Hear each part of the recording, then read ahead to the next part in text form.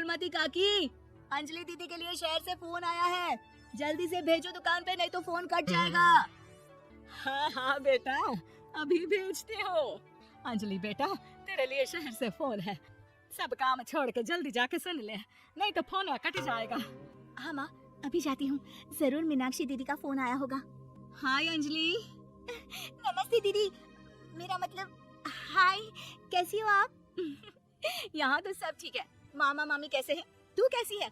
मेरे तो एग्जाम्स होने वाले हैं, हर रोज कॉलेज जाना पड़ता है, lectures, extra classes, private coaching.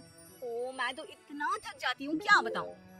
आपकी कॉलेज वाली बहन जी आपको इतना पढ़ाती है, तो घर कब जाती हैं आप दीदी? अरे नहीं नहीं, ये सब सिर्फ मेरी प्रोफेसर नहीं पढ़ाती, मैं अलग से दूसरे टीचर्स के पास भी पढ़ने जाती हूँ। दीदी फिर तो आप बहुत थक जाती होगी ना, आप ना पैदल मत जाया करो, टांगा ले लिया करो दीदी।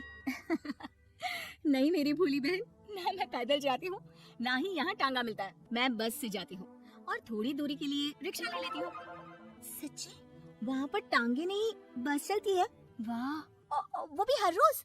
हमारे गांव में भी बस आती है, दिन में 2 बार। यही तो खास बात है शहर की, यहाँ बसें पूरा दिन दौड़ती हैं सड़कों पर, और सिर्फ बसें ही नहीं, कार, स्कूटर और ट्रक भी।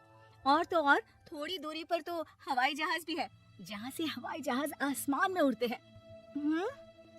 अच्छा दीदी, मैं फोन रखती हूँ, बुआ जी फूफा जी को मेरा नमस्ते कहना। हाँ माँ, हम लोग शहर में क्यों नहीं रहते? बुआ जी फूफा जी और मीनाक्षी दीदी तो शहर में ही रहते हैं। अरे क्योंकि तेरे बुआ जी की शादी शहर में हुई थी, इसलिए बेटा। शादी से पहले वो भी तेरे पापा और दादा दादी के साथ गांव में ही रहती थी। तो फिर माँ, मुझे शहर भेज दो ना, मैं भी शहर देखना चाहती हूँ। इतनी बार मीनाक्षी दीदी से शहर के बारे में सुन चुकी हूँ, अब मैं भी वहाँ जाकर देखना चाहती हूँ। बस आप मुझे शहर भेज दो। ठीक है, इस बार गर्मियों की छुट्टियों में कुछ दिन रह आना शहर, अपनी बुआ के घर। अब तो खुश ना? हाँ माँ, बहुत खुश। आप देखना मैं शहर जाके कितने मजे करती हूँ। अंजलि अगले दिन स्कूल जाती है और वहाँ अपने सारे दोस्तों को अपने शहर जाने की बात बताकर चिढ़ाती है। अरे श्रद्धा, शीतल, सरोज, तुम लोग इन गर्मियों की छुट्टियों में कहाँ जा रही हो? एकादशी वाले गांव के मेले में। हम तो दूसरे गांव में नानी के घर जाएंगे, उनका घर नहर के किनारे है, बड़ा मजा आएगा। हम इस बार कहीं नहीं जा रहे, बल्कि हमारे घर में रहने के लिए मेहमान आएंगे। और तू? अरे मेरा क्या है, मैं तो बस पास वाले शहर जा रही हूँ, अपनी बुआ जी के घर, वहीं रहूंगी कुछ दिन। तुम लोग चिंता मत करना, मैं चिट्ठी लिखूंगी तुम सबको वहाँ से। पापा मुझे तो चक्कर आ रहे हैं, जी घबरा रहा है। बेटा शहर आने की जिद भी तो तूने ही की थी, अब पहली बार बस में चढ़ी है तो यही होना था, भुगतो अब।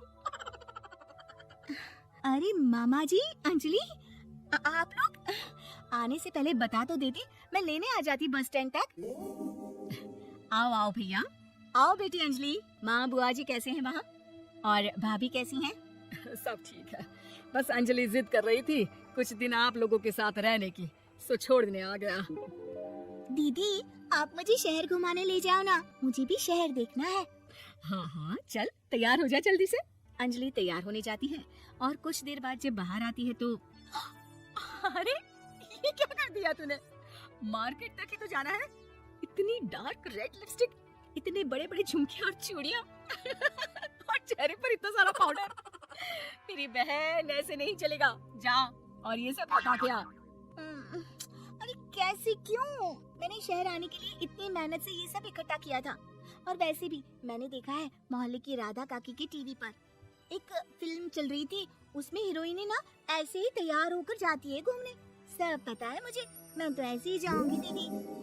अंजलि शहर की चकाचौंध को देखकर बहुत हैरान और खुश होती है। ऊंची ऊंची इमारतें, सड़क पर दौड़ती गाड़ियाँ, बड़ी बड़ी दुकानें, उसकी एक्साइटमेंट का ठिकाना नहीं था। दीदी ये छोटा सा कमरा सड़क के किनारे क्यों रखा है, इसमें कौन रहता होगा?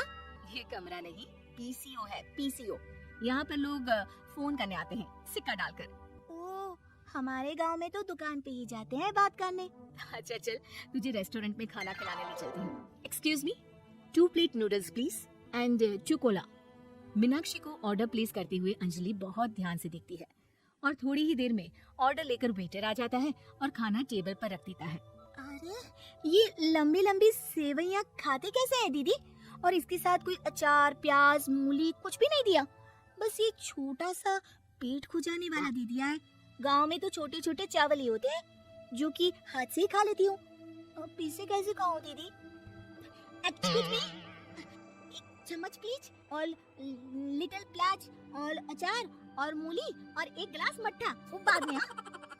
अब ये सब सुनकर आसपास बैठे लोगों को हंसी आ जाती है। मीनाक्षी भी अपनी हंसी किसी तरह रोकने की कोशिश करती है और वेटर मुस्कुराता हुआ वहाँ से चला जाता है। अंजलि समझ नहीं पाती कि सब किस बात पर हंस रहे थे, लेकिन वो छिप जाती है। दीदी, मुझे लगता है कि मुझे इन सेवइयों को ऐसे ही खा लेना चाहिए, इसी पेट खुजाने वाले कांटे के साथ। एक काम कर, तू मुझे खाते देख, जैसे मैं खाऊं तू भी वैसे ही खा ले। ठीक है दीदी। अंजलि खाते खाते नूडल्स में सिरका ज्यादा डाल देती है, फिर ऊपर से नमक दानी से खेलते हुए काफी नमक भी अनजाने में छिड़क लेती है। अरे ये क्या क्या खा लिया? अरे हाय हाय, कितना कड़वा है। पानी पानी, ये काला शरबत ही पी लेती हूँ। और जल्दबाजी में अंजलि जल्दी जल्दी कोला पी लेती है, जिससे उसके नाक में झंझनाहट होती है। दीदी, मुझे ले चलो यहाँ से, मैं ये सब शहरी खाना नहीं खा सकती। अब शर्म के मारे मीनाक्षी अपनी बहन को वापस घर ले जाती है और कहती है कि देख अंजलि, माना कि शहर और गांव एक दूसरे से बहुत अलग है, लेकिन इसका मतलब ये नहीं कि हमेशा शहर ही बेहतर हो और उस वजह से हमें वो सब करना पड़े जो हम नहीं कर सकते। शहर में सहूलतें तो हैं, पर चुनौतियां भी हैं। हम जहाँ भी रहें, हमें कभी अपने आप को कम या ज्यादा नहीं समझना चाहिए। हर किसी भी नई जगह में ढलने में समय लगता है, उसके लिए तुम्हें दूसरों की नकल करने की कोई जरूरत नहीं है। बेटा, घूम लिया शहर या अभी और घूमना है?